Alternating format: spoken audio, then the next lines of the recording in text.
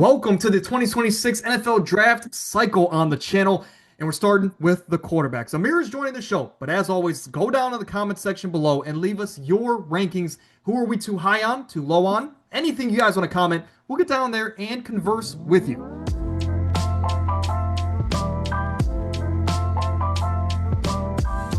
Let's kick it off with some honorable mentions. There's some guys that have all the tools, but not the production, and there's some guys that were Heisman finalists, but their measurements are going to hold them back. Diego Pavia just missed my list. Kevin Jennings of SMU, really a home run hitter. That guy has some consistency issues, but as far as being able to make a play with his legs and extend plays, Kevin Jennings is a very fun athlete to watch. Also, Taylon Green at like 6'5". He is a created quarterback as far as his intangibles, and he has a lot of great flashes, and I think he'll be a great developmental pick. But Amir, welcome to the draft channel, and I want your quick thoughts on these three quarterbacks. They're really solid. I say for Pavia, he has one of the best deep balls in the draft, in my opinion. Now they're coming out saying he's 5'9". That is a major issue. I think that single-handedly destroyed his draft stock, in my opinion. I think for Kevin Jennings, I haven't had as much time to fully watch him. I think for him, he's a guy who's extremely athletic, extremely undersized, and I just think when it comes to every quarterback above him, they have a safer floor and higher ceiling. When it comes to Taylon Green, you brought it up. He's 6'5", 6'6". He has all the intangibles, but another guy where his production was a bit iffy, accuracy issues a bit iffy, and he turns the ball over a decent amount. Yeah, the best way to explain Kevin Jennings is the fact that, yes, he has a thinner frame, but he's lightning in a bottle because this past season there were so many times I bet against SMU, and then that dude would throw an 80-yard touchdown. For Pavia, though, you brought it up with his height. He is right now, if he gets drafted, he's going to be the second shortest quarterback in NFL history. Look, as far as the talent of the player, Pavia is no doubt in the top 10, but when you look at how his game would translate to the NFL level, man, if quarterbacks like Bryce Young are struggling, Baker Mayfield to see Yeah. over the line, I couldn't imagine, being 2 inches shorter than those guys, and still trying to produce at a decent level in the NFL. For example, another guy like Dylan Gabriel was a very solid collegiate quarterback, but in the NFL, his height has played a part. So Pavia, he's just going to be a great college quarterback, and we're going to see a lot of those edits years down the line of how good he was in college. But speaking about a guy that had highs and lows, it's none other than Drew Allar, a guy that on paper he fills out. He checks all the boxes as far as the intangibles at 6'5", 235. Great NFL size at the quarterback position, and he had a great junior year. Perhaps he could have came out, and I think he would have been drafted fairly high in last year's draft, but he went back to Penn State for another year, and he couldn't have hurt his draft stock more than he just did. Again, like I mentioned, great arm talent. He's a multi-year starter. Those are things that I glamour for as far as scouting the quarterback position. But I just think he's far too inconsistent. I think he struggles when under pressure at all. And I think he gets in his own head more so than these defenders do. Ultimately, I think Drew Allar is going to be a very fun developmental pick for a team like Buffalo or one of these other teams in the middle rounds of the draft. But ultimately, Drew Allar, to me, too many inconsistencies. And I just don't think that confidence is there, that leadership is there for him to be a legitimate NFL starter. Amir, your thoughts, because you have him a lot higher than me. I think Drew Allar is a guy where he has everything you will want from what could be a boom quarterback. Great arm, size, has an absolute cannon. He can be accurate, and for me, his accuracy can be a bit sporadic when he gets blitzed, when he's under pressure, and that leads to those overthrows and those stupid interceptions and everything like that. Also, the fact that he's coming off a season-ending injury, and I think most people expected him to go back for another year. And I think he's also a guy where he could be a fun developmental pick. I mean, at some point, Sean McVay and the Rams, they got to get ready for Stafford to retire. At some point, they have to draft a quarterback to sit behind Stafford and learn. And I think this year could be the year. I think you have a lot of developmental picks. And I have him at 5 because every quarterback that's in this draft, none of them really pop off to really be all-pro potential, in my opinion. I think none of them are really, flat out amazing. I just think when you bring up Allar, his intangibles, size, the arm, the cannon, what we've seen from him in his best performances, I think he can provide value as a backup.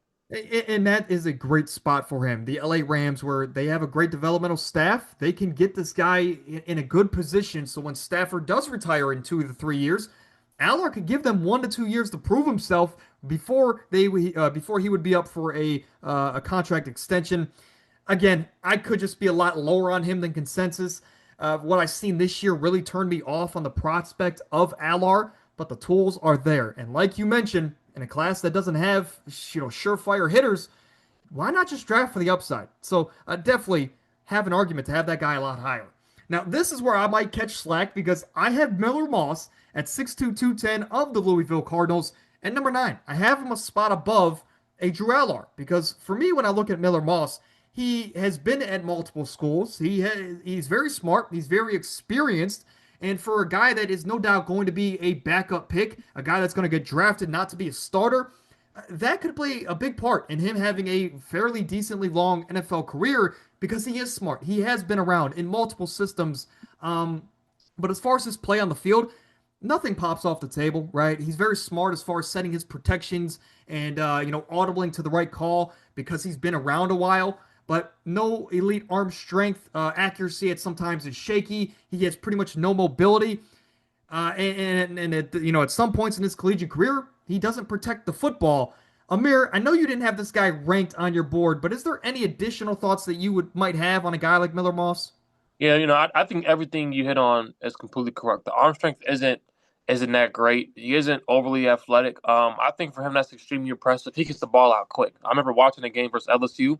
He got the ball out very quick against them.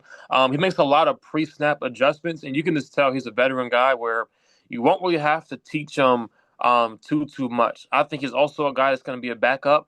I know it's another guy on his list that reminds you kind of like Brock Purdy. I Yes. kind of see a little bit of Brock Purdy in this guy. Yeah, I could see he's a bit more of a gunslinger than the guy that we'll talk about later. But a guy like Brock Purdy, this could be a good backup for him, right? Especially as San Fran continues to lose those backup quarterbacks. And Mac Jones is certainly on his way to a new team this offseason. Miller Moss could be a great developmental pick for Shanahan and company. So I have him at number 9. At number 8, I have Haynes King, man. This could just be a sentimental pick because when I turn on my TV for the last 2 years and I see a Georgia Tech game, just I don't care who they're playing. I'm rooting for Georgia Tech because it is just Haynes King at 6'3", 215. First off, great NFL size at the quarterback position. He's an incredible leader. This is a team that you can tell will literally die on the field for Haynes King. And he does everything. He puts the team on his back. I think he is very experienced. He is the best mobile quarterback in the class.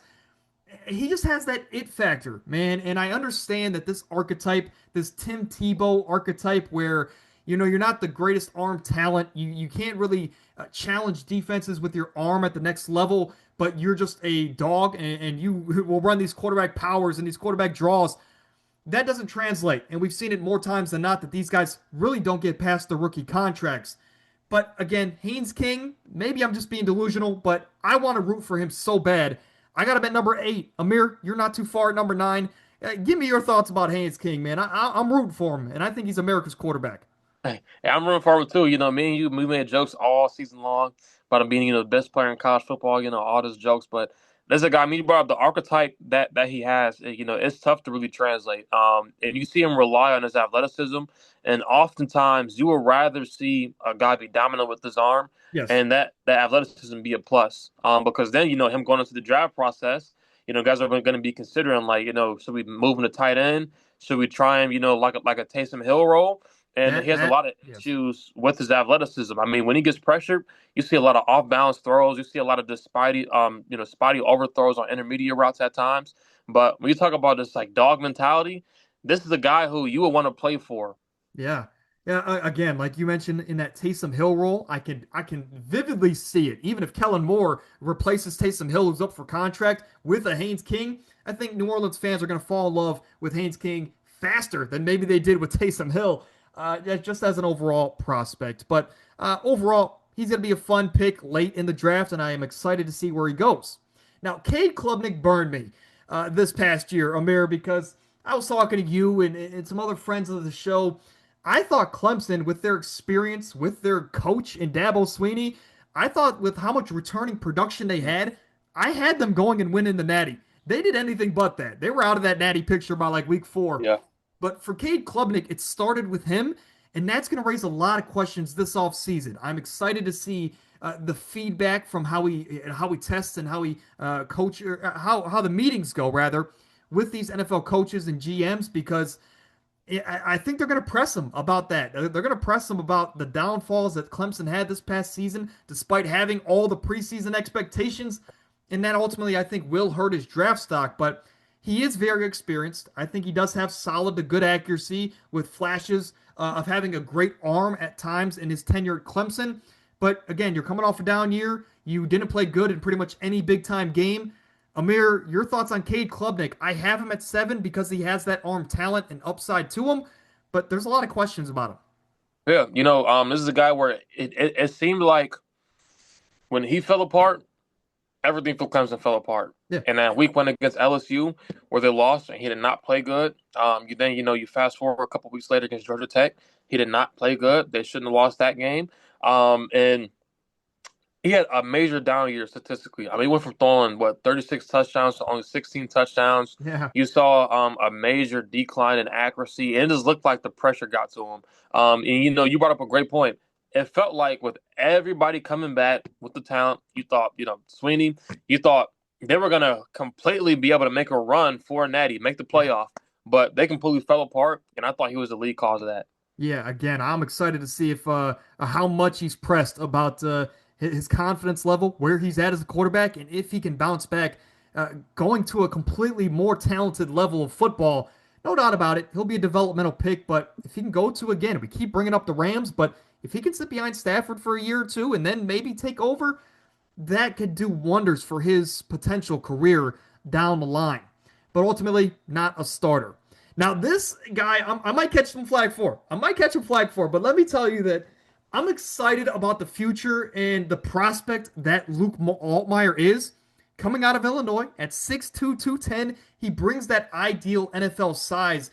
But I talk about experienced quarterbacks here and there. This is a guy that not only has had 5 years of experience at the collegiate level, but he's had so many clutch moments and throughout his entire collegiate career, unlike a guy like Miller Moss, he protects the football. He has a 4 touchdown to 1 interception ratio. He completes 67% of his passes.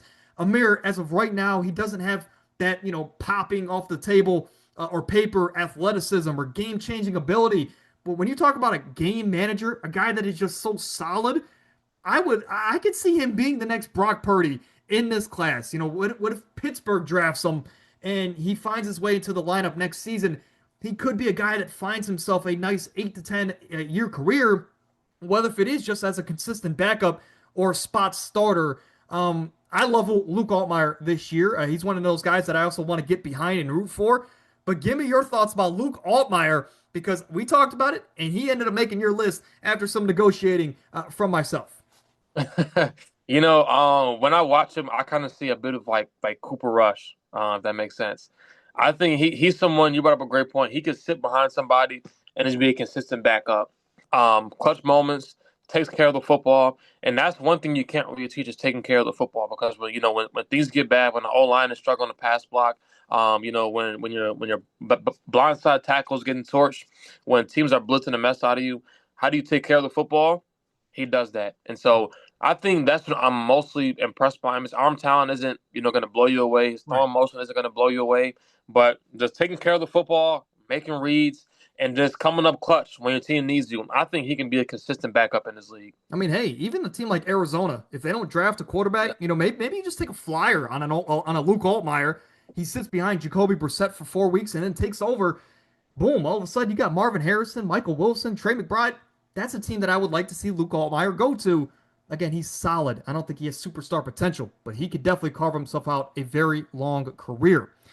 Halfway through, I have Luke Altmyer at 6, Kade Clubnik at 7, Haynes King at 8, America's quarterback, Miller Moss at 9, and Drew Allar at 10, despite him having all the physical tools that an NFL GM would run after. Now, Amir, run us through your 6 through 10, and we'll stay away from those top 2 guys as far as a deep dive, because we're going to talk about them in a moment. So I have Nussmeier at 6, Sawyer Robinson at 7, Clubnik at 8, Haynes King at 9, and I have Luke Altmyer at 10. Again, a guy like Pavia definitely has an argument to be on these towards the tail end of the bottom 10. We are just extremely worried about Yeah. that intangible list that he is providing NFL teams, especially because he's 5'9", man. 5'9" is crazy. It goes to show how incredible of a player he is to be a Heisman finalist. Regardless, let's get into the top five. And this is going to be the combine warrior this year. Whether if you talk about Zach Wilson, whether if you talk about Jackson Dart, or hey, Tyler Shuck last year. The Sawyer Robinson at 6'4", 220. I think he has the most traditional, ideal, prototypical size at the quarterback position that these teams are going to be looking for. But he's going to be that guy that, with his great arm, is going to surprise a lot of fans. I think a lot of people are going to quickly jump behind Sawyer as a potential NFL starter. And he's going to be that guy that just gets way too much media attention. Now, with that being said, I like the prospect. Like what you think of Drew Allar, Amir, I see that in Sawyer Robinson. Again, great size. I think he has flashes of great accuracy. I think he's a good project pick. Again, no matter any of these teams that we've talked about already can draft him, let him sit for 4 weeks up to a year, and then give him his chance. But this past year in the Big 12, granted, it's the Big 12, but he had 3,700 yards and 31 touchdowns, fairly low interception count as well. The issue with me is that he doesn't bring that elite arm strength, and also he struggled under pressure in the Big 12. That's one of the worst conferences as far as a top to bottom defenses are concerned, and he struggled against that pressure. Put him in the SEC, and we're not talking about him as a prospect. We're talking about him like a Taylor Green. Amir, your thoughts on Sawyer Robinson? I know you're a bit lower on him to me, but not too big of a difference. Yeah, and this is another project pick. When I watch him, I can see like a Davis Mills or like a Will Howard. Um, his arm strength isn't, too powerful, off the screen, popping off the screen. But he does a good job of getting the ball in certain tight windows. And struggling under pressure, that was a major knock for him. And that's why he's down for me. And you brought it up, being in the Big 12, struggling under pressure, Yeah, that's extremely concerning. And with even all that, he still threw for over 30 touchdowns and almost 4,000 yards. And I think that's his release. I think he's going to have a good combine. I think his draft stock is going to raise. I could see a team taking a chance on him and having him as a backup, having him just sit, and just developing him. I mean, here's the dude where he has an extremely high ceiling. I would love to see this dude in Minnesota, a team where he could sit with a great coaching staff there under Kevin O'Connell. And hey, if JJ continues to, I guess, be up and down, and you decide it's not his time anymore, Sawyer could be a great developmental pick for such a good head coaching staff there. For a year down the line, he could take over, and all of a sudden, he's got Justin Jefferson and all their great weapons there in Minnesota. But Sawyer, I could see in so many different places. He's definitely going to be that guy that gets way too much hype going into the NFL draft, but he has the intangibles. I guess that's something you can always lean back on. Moving into the top three, I believe for me, top four, excuse me, I have Carson Beck at 6'4", 220, great ideal NFL size. And this is a guy that maybe has the most valuable experience out of anybody in this class because he hasn't been to just one, not two, but he's been to three national title games in his collegiate career. He's faced pretty much all types of defenses. He's very smart, again, given his experience. The thing with Carson Beck for me, Amir, he just doesn't have that it factor. Honestly, what I see is a younger version of Carson Wentz. And maybe that's just because their names are Carson or he wears number 11. But as far as play styles, they both had good to great arms. Maybe Carson Wentz had a bit of a stronger arm, but both have consistency issues in their accuracy and little to no mobility. Your thoughts on Carson Beck because you have him at number two. Are you just leaning on that experience a bit more? Yeah, and I think in the landscape of the league in today's game, you don't really worry about a quarterback's age coming into the draft, right? I kind of think about how Dylan Gabriel got drafted, Michael Penix got drafted, pick number 9. Yeah. These are older guys where at some point you will rather just draft a guy that has experience, and I think he has the most experience in this draft. I mean, playing in different systems, and what really impressed me with the landscape of this season was him dealing with all the mental adversity, all the slander at Georgia, transferring to Miami and bouncing back, going to a natty and potentially winning.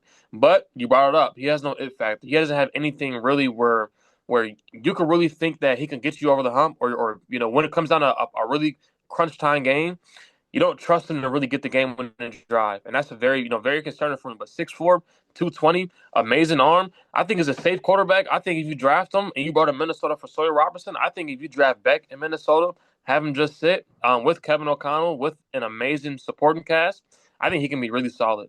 He might even be able to teach JJ McCarthy some stuff because I think he's Yeah. older than McCarthy. But yeah, he's one of those. He's like Jimmy Garoppolo. Like if your team has Jimmy Garoppolo and they're starting him, I guess like we're okay. We're gonna be in the games, but you don't get excited about a guy like Carson Beck. At least I don't. But incredible college football playoff run. At number three for me is the Nuss Bus, Garrett Nussmeier. And again, I hate ranking LSU players super high, but it goes to show what I think he could be at the next level. A son of a former coach in Garrett Nussmeier, and that really shows on the field. He's very smart as far as making pre-snap adjustments. I do think he comes into this being, with a top three arm in the class. He has a very strong arm, but there's things that you worry about, right? Because though he does have a lot of big game experience in the SEC, that experience hasn't done him wonders because he has a lot of big time blunders where he doesn't show up more times than he does. And he does have a bit of a thinner frame, so you worry about his durability at the next level. But also, Amir, this is the guy that's he's basically a 6'1" gunslinger. And that's why I think he has kind of a bit more potential than the guys below him. But Garrett Nussmeier, again, he could carve himself out a nice career, but I think the situation has to be perfect. Your thoughts on the Nuss Bus? I agree. I think the situation has to be perfect. He dealt with some injuries last year. I believe he hurt his shoulder and his knee, and that's going to be a bit concerning. He's only 6'1", 205. He isn't really athletic, and he had a down year production wise. And he has some moments where it's like what are you doing? Yeah. But he has a strong arm. I think with the arm talent, I think he could sit as well. And you're kind of seeing a common theme with all these quarterbacks. They could just sit and just learn.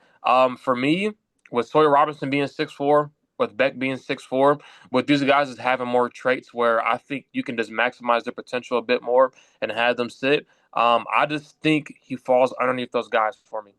Yeah, yeah. The more we talk about these quarterbacks and I realize where I have them ranked, I might even move Luke Altmyer a lot higher, man. There's just a feeling I got about Luke Altmyer. Might move him very high, maybe higher than consensus. And number two for myself is Ty Simpson. I hate Alabama just as much as LSU, but for Ty Simpson at 6'2", 210, he's very smart as far as reading defenses and shifting protections and alerting to the right play. I think he's very smart in that regard, and I think he might be the son of the head coach, not Garrett Nussmeier. Regardless, for Ty Simpson, he does have a lot of big game experience, but the thing I worry about with Ty Simpson compared to all of the other quarterbacks below him, he's only started 15 games, and I've heard some GMs talk about it in the past. They really want at least 20 to 25 starts under a quarterback's belt, or at least one great season where they go in, really deep into the playoffs. Yeah. That didn't happen for Ty Simpson, right? I think there's inconsistency issues despite having a good to great arm, but again, it's that experience that I just don't think you draft this guy, in even the first two rounds, and you're going to be comfortable playing him in the first year at the NFL level, unless the situation is absolutely perfect in a week 18 meaningless game. Your thoughts on Ty Simpson, Amir?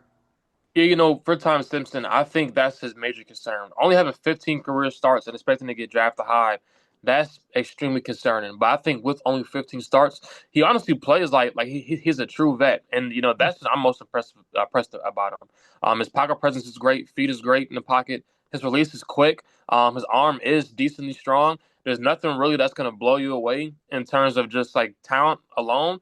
But I think he's a great leader. This is somebody where he did a great job kind of bringing his locker room around him, despite all the issues that were really outside of him and outside of his concerns. And I think he's honestly outside of my top two. I think he's the next safest pick. Yeah, I hate to just pull like the obvious card because he's from Bama, but he could just be like the next Mac Jones, a guy that might take a while Yeah. to get going, might take a while to find his footing, but he ends up in a situation where all of a sudden week 8 comes around and he has to go into the starting lineup. It might not be the end of the world for some of these teams, especially multiple years into his career. Ty Simpson, again, like you mentioned, a very safe, not exciting pick. Talk about exciting. It's really a one quarterback draft. Fernando Yeah. Mendoza is at number one, a guy that just came off of a 16-0 season, first championship for the Indiana Hoosiers. He was the Heisman winner by a wide margin, and at 6'5", 225, he checks all the boxes as far as his production, as far as his intangibles. He's a great leader. People love to get behind him, and I think what we've noticed a lot in recent weeks, as far as for some reason the media feels like it's a big deal. He's really a soft-spoken guy, and he's not that super fiery leader like some teams might want or prefer from a top-end quarterback. But as of right now, he's going to be the number one overall pick. If you are Mendoza, you got to start having some workouts with Ashton Genty, Jack Beck, Brock Bowers, because you're going to be playing with them in just a few months. Amir, outside of maybe limited mobility and the fact that he reminds me of Jared Goff, your thoughts on Fernando Mendoza as the future number one overall pick? I mean, his arm talent and ball placement is legit. Like, it's a serious weapon. And seeing him being able to just torch teams on back shoulders, on upfield shoulder throws, being able to throw underneath, over the top, deep balls, and just sit in the pocket and just dominate with his arm. It was extremely impressive. And you kind of just saw him just climb and climb and climb as the year went on. And he's tough, and he's a great leader. He's tough. In Kignetti's system, it didn't showcase his legs too much, but the mobility is definitely concerning. But as long as the guy has enough to just scramble and get first downs, just scramble, being able to QB sneak with the guy who has a solid frame, I think that's just enough. And when I watch him, I see like a Jared Goff with better speed Yeah. and better mobility. And another thing that's kind of concerning, it kind of seemed like Kignetti's system was a bit more QB friendly, and it was made easier for him. But it's like in terms of just great arm, his arm is legit. I think he's by far and away the best quarterback in his draft. Yeah, I don't think there's any questions about that. And granted, when I put limited mobility because I had to put something for cons, right? Yeah, Not every prospect is perfect. But again, we even saw in the national title game, he's willing to put his body on the line yeah. with his legs there in the biggest moments. But no doubt about it, number one quarterback for the both of us. And for me, he's a top 10 player in on my entire draft board. For my top five, it goes as follows. I have Mendoza, Ty Simpson, Garrett Nussmeier, Carson Beck, and Sawyer Robinson. Amir's top five, we'll get to in a moment. My 6 through 10 goes as follows. We have Luke Altmyer, who I really like all of a sudden here in this draft process. Kade Clubnik, Haynes King, America's quarterback. Miller Moss, and Drew Allar.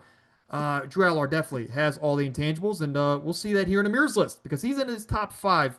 But Amir, run us through this top 10. So I have Mendoza at one, Beck at two, Ty Simpson at three, Trinidad Chambliss at four, Drew Allar at five. Before we move on, first off, I want to say this. Trinidad Chambliss, Amir has in his top four, and rightfully so. The reason I didn't have him on my list is because he's right now in a legal dispute trying to go back to college for another year. So until they officially say he's in the NFL draft, that's why I didn't have him here in today's video. Do you want to add anything on top of your, evaluation about Trinidad and why you have him as high as you do? I mean, yeah. So I believe he's around 5'11", 6 foot. And this is a dude I've been watching for the past few years, right? Me playing football at a school in Michigan, me watching Ferris State, Saginaw Valley, all these D2 schools go to the national championship every single year, and seeing Trinidad go back-to-back natties and win, and then go to Ole Miss, take the starting job, and blow everybody away. I think, he shows grit. He has a good arm. His burst and athleticism is great. And the biggest thing that's impressive for me that I think he does better than any quarterback in this list is he extends plays better than any of them. Yeah. And he's just and the production just pops off the screen. He takes care of the football. And even though he's undersized, I mean the arm is strong, man. And it's gonna sound very cliche, but I see a young Russell Wilson with better speed, better twitchiness, and I think he's gonna be good, man. Yeah, a true underdog story. Really bet on himself, and I really hope that they allow him and grant him that extra year at Ole Miss because if he can return to that team, they could be national championship contenders as well, as long as they have a pretty good transfer portal. 6 through 10, Amir, finish off your list. I got Garrett Nussmeier at six, Sawyer Robinson at seven, Kade Clubnik at eight, Haynes King at nine, and Luke Altmyer at 10. That is going to do it, man. Again, let us know in the comment section below your thoughts about how you would rank this quarterback class. Who's your favorite quarterback, even if they're not Fernando Mendoza? And who do we have too high and too low? Of course, we're interested to see what you guys have to think. But every single position is going to be coming in rapid pace on this channel almost every single day. So if you enjoy, drop a like, subscribe to the channel, and see you guys tomorrow.